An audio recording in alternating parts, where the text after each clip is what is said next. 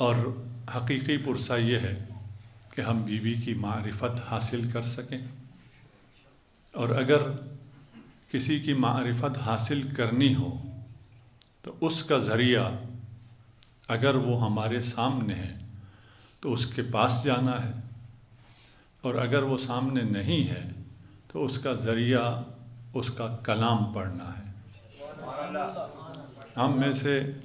ہر شخص کچھ نہ کچھ اقبال کو جانتا ہے، کچھ نہ کچھ غالب کو جانتا ہے، کچھ لوگ انیس کو جانتے ہیں۔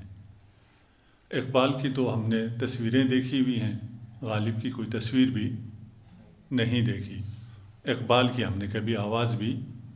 نہیں سنی، لیکن ہم اقبال کو اقبال کے کلام سے جانتے ہیں۔ اگر اقبال کا کلام نہ ہو تو پھر وہ اقبال ایک مضمون لکھنے کے کام آتا ہے، اور امتحان میں آپ اس کو 8-10 نمبر دے دیتے ہیں، اس کے علاوہ کوئی اقبال شناسی نہیں ہے۔ اگر ہم نے سیدہ کی معرفت حاصل کرنی ہے تو سیدہ کا کلام موجود ہے، جس کے ذریعے ہم آپ کی معرفت حاصل کر سکتے ہیں، اور وہ کلام بھی کوئی عام کلام نہیں ہے۔ مشکل ترین حالت میں وہ بیوی جس نے کبھی نامحرم کو نہ دیکھا ہو،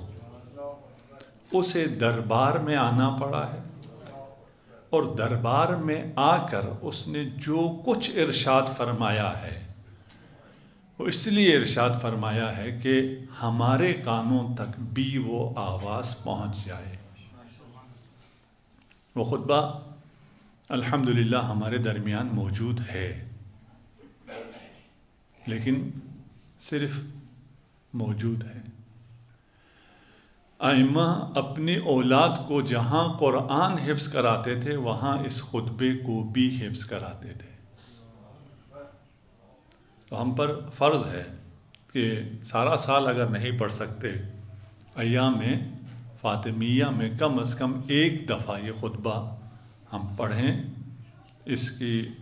ترجمہ اور مختصر شرح بھی ہوئی ہے، اور وہ بازار میں شاید دستیاب بھی ہے، اور نہیں تو انٹرنیٹ پر دستیاب ہے اس کی PDF، اسے آپ پڑھیں، اور آپ برادران